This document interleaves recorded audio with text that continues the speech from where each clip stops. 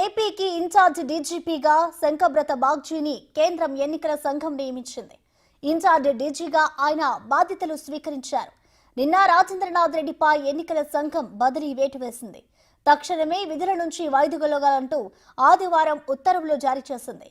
కొత్త డీజీపీ ఎంపిక కోసం 3 సీనియర్ ఐపీఎస్ అధికారులతో పేర్లు పంపించాలంటూ ఈసీ ఉత్తర్వుల్లో పేర్కొంది. ఆయా అధికారుల 5 ఏళ్ల పనితీరు నివేదిక, విజిలెన్స్ క్లియరెన్స్ నివేదికల్ని పంపించాల్సిందిగా సూచించింది. 3 పేర్లు రాష్ట్ర ప్రభుత్వం పంపించే అవకాశం ఉందంటూ వార్తలు వచ్చాయి. వారిలో ద్వారకా తిరుమలరావు, మాదిరెడ్డి ప్రతాప్ రెడ్డి, హరీష్ కుమార్ గుప్తా పేర్లు ఉన్నాయని మీడియా వార్తలు కూడా వచ్చాయి. కానీ ఊహించని విధంగా నూతన డీజీపీగా శంకబ్రత బాగ్జీ పేరు తెరపైకి వచ్చింది.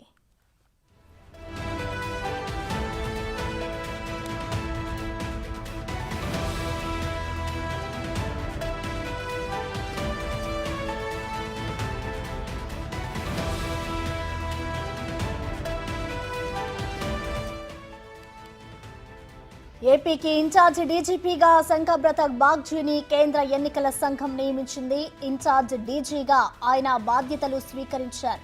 నిన్న రాజేంద్రనాథ్ రెడ్డిపై ఎన్నికల సంఘం బదిలీ వేటు వేసింది. తక్షణమే విధుల నుంచి వైదొలగాలంటూ ఆదివారం ఉత్తర్వులు జారీ చేసింది.